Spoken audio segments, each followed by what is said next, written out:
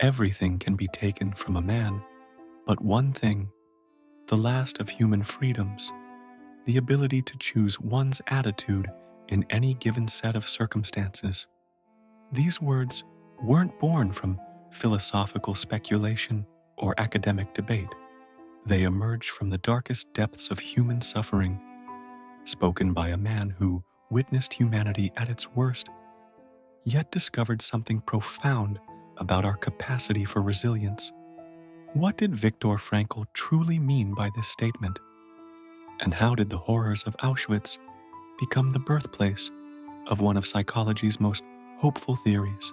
Viktor Frankl was not just another Holocaust survivor, he was a brilliant Austrian psychiatrist whose 3 years in Nazi concentration camps, including Auschwitz, became the crucible that forged one of the most powerful psychological theories of the 20th century. From the ashes of unimaginable suffering, logotherapy was born, a revolutionary approach that declares our deepest human drive isn't the pursuit of pleasure or power, but the search for meaning. This is the story of how the worst of humanity gave birth to our greatest understanding of what makes us truly human. The year was 1942, when Frankl, along with his pregnant wife Tilly and elderly parents, was deported to the Theresienstadt ghetto. At 37, he was already an established psychiatrist with innovative ideas about human motivation. In his coat pocket, he carried a manuscript. Years of research on a new form of psychotherapy he had been developing. This work represented his life's ambition, a theory that would challenge the very foundations of psychology as understood by Freud and Adler. The manuscript contained his early thoughts on what would later become logotherapy, but he had no idea that its destruction would lead to something far more profound. Within hours of arriving at the camp, that manuscript was torn from him and thrown into a pile with countless other possessions deemed worthless by the Nazi regime. Everything that defined Viktor Frankl, his professional identity, his life's work, his personal belongings, was stripped away in moments. He was issued prison clothes that had belonged to someone who had likely perished, and sewn into the lining, he found a torn page from a Hebrew prayer book containing the Shema Yisrael, the central prayer of Judaism. In that moment, he saw it as a sign that he must live his thoughts, rather than merely write about them. What followed was a descent into hell that would have broken most men. Frankl was separated from his family forever. His wife, parents, and brother would all perish in the camps, though he wouldn't learn of their deaths until after liberation. He was reduced to prisoner number 119-104, stripped of his identity, his dignity, and seemingly his purpose. The man who had spent years studying the human psyche now found himself the subject of the ultimate psychological experiment. Yet something remarkable happened in those darkest moments. As Frankl observed himself and his fellow prisoners, he began to notice patterns that would revolutionize our understanding of human motivation. The trained psychiatrist in him couldn't help but analyze what he was witnessing, even as he struggled to survive each day. He realized he was living in a unique laboratory of human behavior, where people were stripped of everything external that typically defines them. In the brutal reality of Auschwitz, where survival seemed impossible and death was a constant companion, Frankl witnessed an extraordinary phenomenon that would become central to his theory. Some prisoners, despite facing identical circumstances of horror, maintained an inner flame that kept them alive. They walked with dignity, even in rags, shared their meager bread rations with weaker prisoners, and somehow found moments of beauty even in the midst of ugliness. Others, seemingly stronger physically, simply gave up and died. What made the difference? It wasn't physical strength, luck, or even the will to live in its basic sense. Through careful observation, Frankl began to understand that the survivors possessed something deeper, the ability to find meaning even in the midst of suffering. They had what he would later call the will to meaning. These individuals didn't just endure their circumstances, they transformed them into something purposeful. A fellow prisoner might survive because he had a manuscript to complete, a child to reunite with, or simply because he felt called to bear witness to what was happening. This insight challenged everything Frankl had learned in his psychiatric training. Freud had proposed that humans are primarily driven by the will to pleasure, the pursuit of satisfaction, and the avoidance of pain. Adler suggested it was the will to power, the drive to overcome feelings of inferiority and assert dominance. But here, in the most extreme conditions imaginable, Frankl observed that neither pleasure nor power was available. Yet some people not only survived, but found ways to maintain their humanity. Frankl began to formulate what would become the foundation of logotherapy.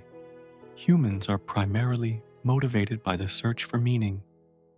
Unlike pleasure, which is fleeting, or power, which is often illusory, meaning provides a sustainable source of motivation that can endure even the worst circumstances.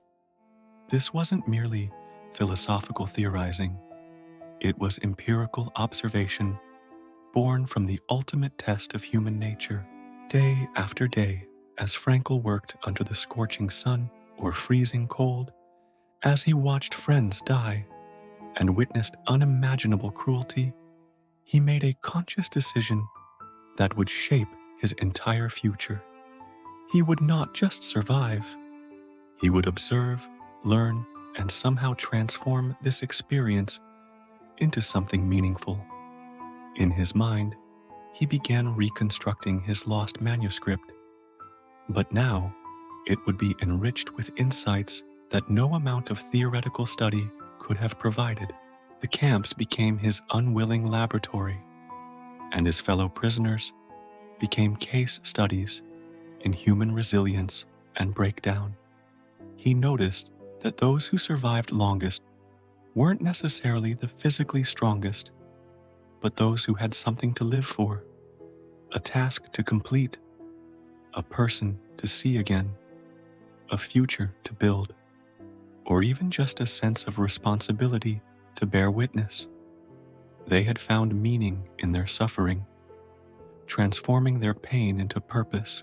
One particularly cold evening, crowded into a hut with hundreds of other prisoners, Frankl experienced what he would later describe as a moment of transcendence that crystallized his understanding of human freedom.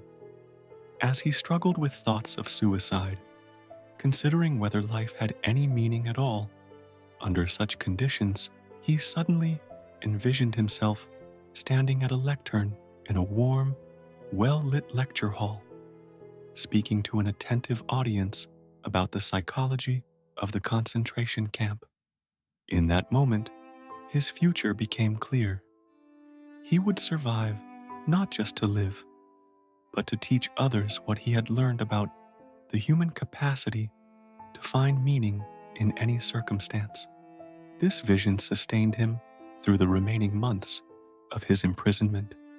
Every day became an opportunity to gather data, to observe how the human spirit responds to ultimate testing. He watched prisoners who maintained their dignity by sharing their last piece of bread, who found strength in helping weaker inmates, who chose compassion over bitterness, even when surrounded by hatred. He observed how some prisoners created rich inner lives, remembering poetry, conducting imaginary conversations with loved ones, or finding moments of transcendence in a sunset viewed through barbed wire.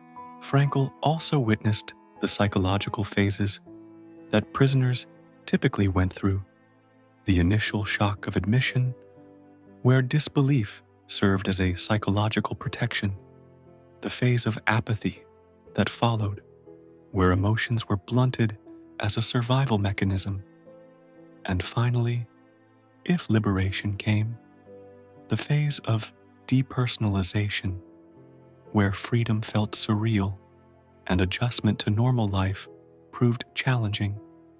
These observations would later inform his therapeutic work with trauma survivors. Perhaps most importantly, Frankl discovered what he called the last of human freedoms: the ability to choose one's attitude in any given set of circumstances, even when external freedom was completely removed, even when subjected to the most dehumanizing treatment. Individuals still retained the power to decide how they would respond internally to their situation. This wasn't about positive thinking or denial.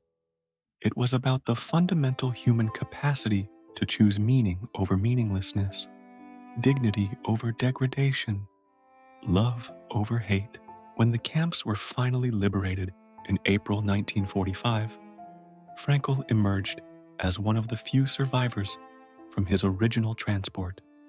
He had lost everything that most people consider essential to life: his family, his possessions, years of his prime, his health. Yet he had gained something invaluable: a profound understanding of human nature that would help millions of people find meaning in their own struggles. He weighed barely 90 pounds, but he carried within him insights that would reshape psychology. Returning to Vienna, Frankl did exactly what he had envisioned during that dark night in the concentration camp. He began writing, speaking, and teaching about what he had discovered. In just 9 days, working almost without rest, he dictated the book that would become Man's Search for Meaning, reconstructing his original manuscript, but now enriched with the wisdom born from his suffering. The book would go on to be voted one of the 10 most influential books in America and be translated into dozens of languages. The theory of logotherapy that emerged from this experience was revolutionary in its simplicity and power. Unlike traditional psychoanalysis, which looked backward to childhood traumas and unconscious drives, or individual psychology, which focused on power dynamics and superiority complexes, logotherapy looked forward to meaning and purpose. Frankl proposed that mental health problems often stem not from repressed sexuality or power struggles, but from what he called existential vacuum, a sense of meaninglessness that plagues modern life. The practical applications of these insights were profound and immediate. In his post-war therapy practice, Frankl helped Holocaust survivors, war veterans, and people facing various existential crises discover that their suffering wasn't meaningless. He developed specific techniques, like paradoxical intention, where patients were encouraged to intend or wish for the very symptoms they feared, thereby reducing anxiety about them. He also used de-reflection, helping patients focus on purposes and meanings beyond themselves, rather than becoming trapped in cycles of self-observation and worry. What made logotherapy unique was its fundamental optimism about human nature. While other psychological theories emphasized our limitations, our unconscious drives, our power struggles, our behavioral conditioning, logotherapy emphasized our freedom and responsibility. Even in the most restrictive circumstances, Frankl taught we retain the freedom to choose our attitude, to decide what our experiences mean to us, and to find purpose in any situation. This wasn't mere philosophical speculation or therapeutic optimism. Frankl had seen it proved in the ultimate laboratory of human suffering. He had witnessed ordinary people become extraordinary through their choice to find meaning in meaninglessness, to maintain dignity in dehumanizing conditions, to choose love over hate even when surrounded by evil. He had observed that meaning could be found in three ways: through creating a work or doing a deed, through experiencing values like truth, beauty, or love, or through choosing one's attitude toward unavoidable suffering. The lessons from Auschwitz became universal principles applicable to anyone facing life's challenges. Frankl taught that responsibility and freedom go hand in hand. We are free to choose our response to any situation, but we are also responsible for that choice. No one else can tell us what our life means. We must discover and create that meaning ourselves. He showed that mental health isn't just the absence of psychological problems, but the presence of meaning and purpose. He demonstrated that we can endure almost any suffering if we can find a reason for it. Perhaps most powerfully, Frankl proved that trauma doesn't have to define us. Instead of being victims of our circumstances, we can become victors through our choices. The same experiences that could destroy one person might strengthen another. The difference lies not in what happens to us, but in what we choose to make of what happens to us. This insight has helped countless people transform their own suffering into growth, their pain into purpose, their trials into triumphs. Frankl's work also revealed the importance of looking beyond ourselves for meaning. Those who survived the camps often had someone or something they lived for beyond their own survival. This insight challenges our culture's focus on self-fulfillment and suggests that meaning is often found in self-transcendence, in serving others, in committing to causes greater than ourselves, in loving and being responsible for someone or something beyond our own interests. The ripple effects of Frankl's discoveries continue to influence psychology, psychiatry, and counseling today. Logotherapy has been applied to treating depression, anxiety, addiction, and trauma. Its principles have informed positive psychology, cognitive behavioral therapy, and existential counseling approaches. The insight that meaning-making is fundamental to human resilience has become widely accepted across therapeutic modalities. Today, decades after Frankl's death in 1997, his message remains remarkably relevant. In our age of unprecedented material prosperity, yet widespread depression and anxiety, his emphasis on meaning over pleasure resonates deeply. In times of global uncertainty and social upheaval, his teaching about choosing our attitude provides a source of strength and stability. For anyone facing personal crises, illness, loss, failure, or simply the everyday struggles of existence, Frankl's example offers hope and practical guidance. The boy who lost his manuscript in a concentration camp became the man who gave the world a new way to understand human resilience and potential. The prisoner who was stripped of everything external discovered the one thing that could never be taken away: the power to choose how we respond to whatever life brings us.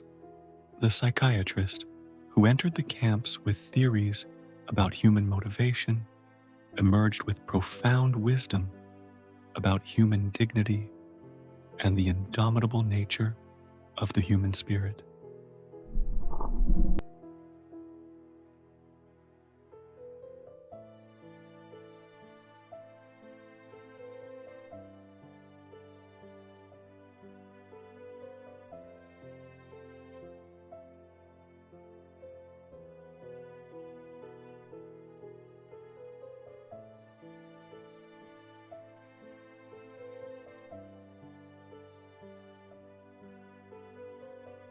As we face our own challenges, both large and small, we can draw strength from Frankl's example and teachings.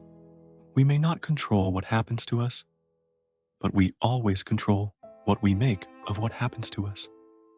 In that choice lies our freedom, our dignity, our resilience, and ultimately, our meaning. The darkest chapter in human history gave birth to one of its most hopeful insights, that the human spirit, when guided by meaning and purpose, is truly indomitable. If this story of transformation and resilience resonates with you, please subscribe to our channel and share this message with others who might need to hear it. Because as Viktor Frankl showed us through his life and work, when we find meaning in our struggles, we don't just survive, we discover what it truly means to be human.